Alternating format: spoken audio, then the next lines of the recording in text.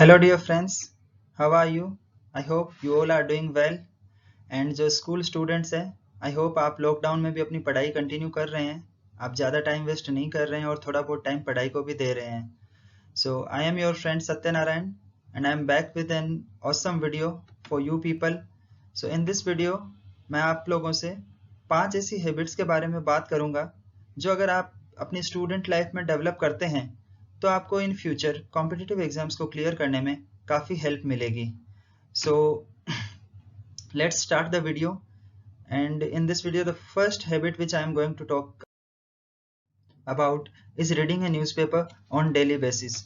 So अगर आप एक न्यूज़पेपर डेली पढ़ते हैं तो इससे बहुत सारे फायदे होते हैं और मेरा यकीन मानिए जब आप फ्यूचर में कॉम्पिटिटिव एग्जाम्स की प्रिपरेशन करते हैं तो ये जो आपकी हैबिट है ये बहुत हद तक आपको हेल्प करेगी। सबसे पहली चीज़ कि जब आप न्यूज़पेपर पढ़ते हैं तो देश दुनिया में क्या कुछ हो रहा है उन इवेंट से आप अपडेटेड रहते हैं और उसकी वजह से आपका जो नॉलेज बेस है वो काफ़ी एनहांस होता है। इसके साथ साथ न्यूज़पेपर्स में सीनियर राइटर्स और अनुभवी लोग अपने अपने विचार व्यक्त करते हैं, वो आर्टिकल्स लिखते हैं। तो जब आप उन आर्टिकल्स को पढ़ते हैं तो आपका एक ब्रॉड पर्सपेक्टिव डेवलप होता है ओवरऑल लाइफ को लेकर, और जो हमारी सोशल पॉलिटिकल या फिर जो बाकी इकोनॉमिकल प्रॉब्लम्स हैं उन सब से रिलेटेड आपको नॉलेज के साथ साथ आपका एक पर्सपेक्टिव भी डेवलप होता है। तो दैट इज अनदर बेनिफिट। उसके साथ साथ जब आप न्यूज़पेपर को पढ़ते हैं, उसके आर्टिकल्स पढ़ते हैं, तो आपकी वोकेबुलरी स्ट्रांग होती है, आप नए नए सेंटेंस फॉर्मेशन सीखते हैं। तो उससे आपकी जो राइटिंग एंड रीडिंग हैबिट्स जो है वो भी काफ़ी हद तक डेवलप होती है। और ऐसे राइटिंग जो होता है, निबंध लेखन, वो हर कॉम्पिटिटिव एग्जाम्स जो लिखित होते हैं उनका हिस्सा होता है। तो न्यूज़पेपर पढ़ने वाली जो हैबिट है आपको ऐसे राइटिंग में काफ़ी मदद करती है in any competition exams. And last thing, newspaper में कुछ एंटरटेनमेंट पार्ट भी होता है, जैसे क्विज आते हैं, उसमें वर्क पहेलीज आती हैं, सुडोकू आता है। तो अगर आप इन सब चीज़ों को सोल्व करते हैं आपको इसमें इंटरेस्ट भी आएगा और साथ साथ में आपकी जो लॉजिकल रीजनिंग जो एबिलिटीज़ है वो भी काफ़ी इंप्रूव होगी। और जो लॉजिकल रीजनिंग एबिलिटीज़ है वो भी बहुत सारे एग्जाम्स में हेल्प करती है। यूपीएससी में सी सेट का पेपर होता है, आरपीएससी में भी मैथ्स का पेपर होता है, एसएससी एग्जाम्स में होता है। तो जो आपकी रीजनिंग और जो क्वांटिटेटिव एप्टीट्यूड है वो भी आपका न्यूज़पेपर के थ्रू भी इम्प्रूव हो सकता है। तो I would recommend each and every student to read a newspaper and develop this as a habit.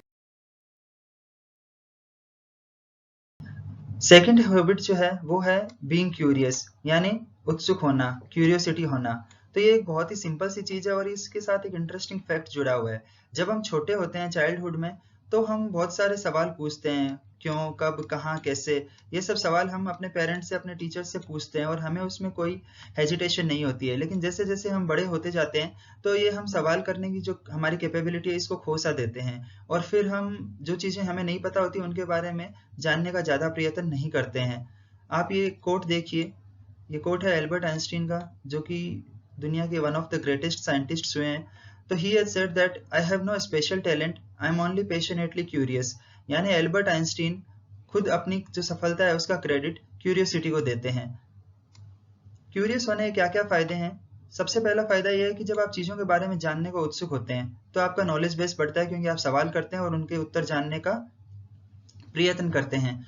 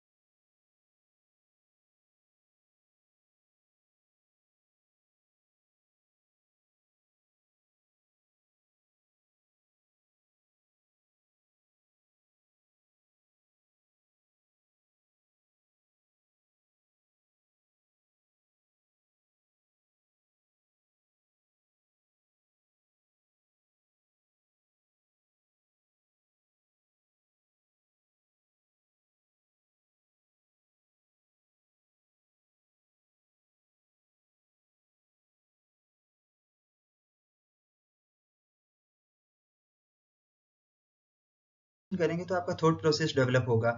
उसके साथ साथ आप बाकी लोगों के अनुभव से पढ़ेंगे। जैसे मैंने आपको बताया अब्दुल कलाम साहब के अनुभव से आप सीखते हैं, और भी बहुत बड़े साइंटिस्ट्स हुए हैं, बहुत बड़े पॉलिटिशियंस, या फिर हर फील्ड में जो अच्छा काम करने वाले हैं, अगर आप उन लोगों की ऑटोबायोग्राफी पढ़ते हैं तो आपको उन लोगों का अनुभव पता लगता है कि उन्होंने लाइफ में क्या किया, कैसे किया, क्या ऐसे फैक्टर्स रहे जो उनकी सफलता को डिसाइड करते हैं। तो ये सारी चीजें आपको जब आप बुक्स पढ़ते हैं या डॉक्यूमेंट्रीज वगैरह देखते हैं तो उससे पता लगती है। इसके साथ साथ जो नॉवेल्स होते हैं या फिक्शन बुक्स होती है, शॉर्ट स्टोरीज होती है, उनको पढ़ने का ये फायदा होता है कि ये आपकी बुक रीडिंग की जो एक हॉबी है उसको डेवलप करती है। क्योंकि आप जब कोई बुक या स्टोरी पढ़ रहे होते हैं तो आपको उसमें इंटरेस्ट आता है, और जब आपको इंटरेस्ट आता है चीजों को पढ़ने में तो आप उसको लगातार 5, 6, 7, 8, 10 घंटे तक भी कोई चीज पढ़ते चले जाते हैं। और उसकी वजह से जो आपकी सिटिंग आवर्स की जो प्रॉब्लम होती है, बहुत सारे स्टूडेंट्स बोलते हैं कि हम लंबे टाइम तक पढ़ाई कर नहीं पाते, वो वाली प्रॉब्लम भी सॉल्व होती है। आपको जब कॉम्पिटिटिव एग्जाम्स की प्रिपरेशन करनी होगी तो 8-8, 10-10 घंटे डेली बेसिस पे पढ़ाई करनी होती है। तो ये जो बुक रीडिंग की जो हॉबी है वो काफी हेल्पफुल रहती है। ये मेरा पर्सनल एक्सपीरियंस भी है। इस सीरीज में फोर्थ हैबिट जो है उसके बारे में मैं बात करूंगा, वो है विजुअलाइजेशन। ये काफी एक इंटरेस्टिंग टेक्निक है चीजों को याद रखने की और लंबे टाइम तक उनको याद रखने की। तो विजुअलाइजेशन में आपको थोड़ा सा समझा देता हूँ क्या होता है। विजुअलाइजेशन का मतलब होता है कि आप चीजों को पिक्चर्स, मैप्स या ऑडियो विजुअल्स के थ्रू देखते हैं, उनको समझते हैं, और उनको लंबे टाइम तक वो अपने आप मेमोरी में ऐसी चली जाती है कि आप जब उनको सही समय पर आपको जरूरत होती है वो आपको याद आ जाती है। जैसे मैं आपको फॉर एग्जांपल एक स्टेटमेंट बोलता हूँ कि राजस्थान के अलवर जिले में सरिस्का वाइल्ड लाइफ सेंचुरी या टाइगर रिजर्व है, और जहाँ पर बहुत सारे टाइगर्स होते हैं। तो आप यहाँ पे देख रहे होंगे कि ये सरिस्का है, यहाँ पे एक टाइगर की फोटो दी हुई है। अगर मैं आपको सिर्फ ये सेंटेंस बोलता तो मे भी आपको आज याद रहता, कल तक याद रहता, और कुछ टाइम बाद में आप इस वाली चीज को भूल जाते कि सरिस्का अलवर जिले में है या फिर सवाई माधोपुर जिले में है, सरिस्का में टाइगर होते हैं या फिर कोई दूसरा एनिमल होता है। लेकिन आपको मैं राजस्थान के मैप के साथ राजस्थान का मैप दिखाता हूँ, उसमें आपको मैं अलवर जिले की लोकेशन हाईलाइट करता हूँ और वहां पे एक मैं टाइगर की फोटो आपको दिखाता हूँ। तो इस चीज की ज्यादा प्रोबेबिलिटी है कि आपको ये वाली चीज लंबे टाइम तक याद रहेगी कि राजस्थान के कौन से जिले में अलवर या फिर कौन से जिले में सरिस्का टाइगर रिजर्व है, और या अलवर में कौन सा टाइगर रिजर्व है। तो ये एक विजुअलाइजेशन करने की टेक्निक है।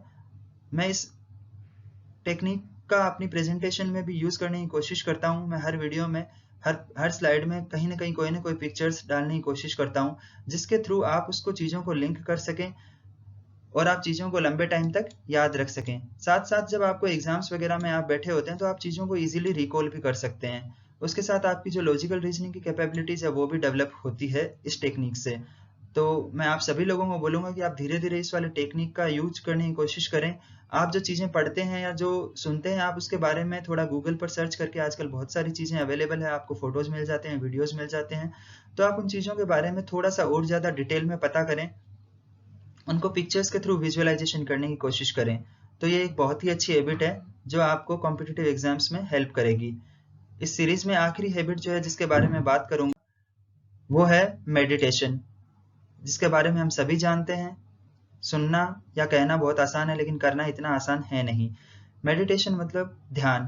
तो इसके लिए आपको किसी भी रिसोर्सेज की जरूरत नहीं होती, आपको कोई भी इसमें संसाधनों की जरूरत नहीं होती, आपको सिर्फ थोड़ा सा टाइम चाहिए होता है और आपको एक एकांत जगह चाहिए होती है जहाँ पे आप बैठ के कर सकते हैं। इस फोटो में आपको एक बहुत ही अच्छी सी सीनरी दिख रही है, बहुत ही अच्छी सेटिंग है, लेकिन आपको इस तरीके से कहीं सी किनारे जाके या बैठने की जरूरत नहीं है। आप अपने रूम में, घर में बैठ के इसको प्रैक्टिस कर सकते हैं। तो मेडिटेशन के बहुत सारे फायदे हैं, मुझे पता है आप सब इस चीज से अवेयर हैं, लेकिन फिर भी एक बार मैं आपको बता देता हूँ कि इससे आपकी कंसंट्रेशन इंप्रूव होती है, आपकी मेमोरी जो है वो शार्प होती है।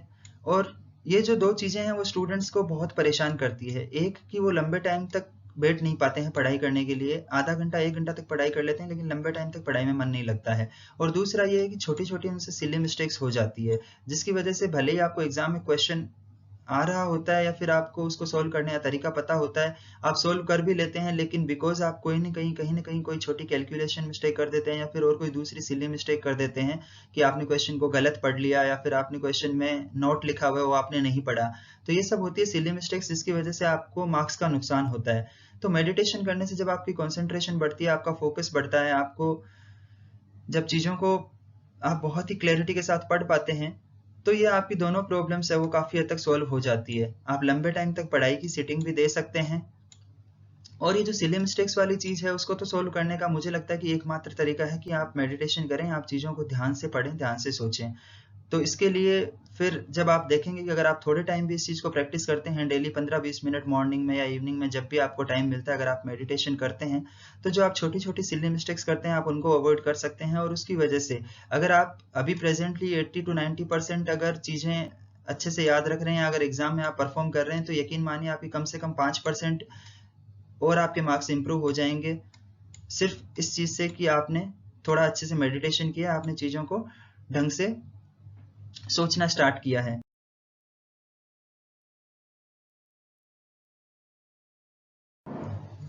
वीडियो खत्म करने से पहले फटाफट से एक बार पांचों की पांचों चीजें डिस्कस कर लेते हैं कि हमने क्या क्या हैबिट्स के बारे में जिक्र किया जिसकी वजह से आपको कॉम्पिटिटिव एग्जाम्स में फायदा होने वाला है। तो सबसे पहले हमने डिस्कस किया कि आपको जो न्यूज़पेपर रीडिंग की जो हैबिट है उसको डेवलप करना चाहिए। साथ साथ आपको क्यूरियस भी होना चाहिए, लाइफ में आपको ज़्यादा से ज़्यादा सवाल पूछने चाहिए, चीज़ों के बारे में जानकारी इकट्ठी करनी चाहिए। तीसरा, बुक रीडिंग को एक जो हॉबी डेवलप करना चाहिए, फिक्शन हो नॉन फिक्शन बुक्स हो, आपको उनको पढ़ना चाहिए। चौथा हमने डिस्कस किया था विजुअलाइजेशन टेक्निक, जो मेमोरी इंप्रूव करने के लिए बहुत ही अच्छी टेक्निक है। और पांचवा जो रिसेंटली हमने डिस्कस किया वो है मेडिटेशन।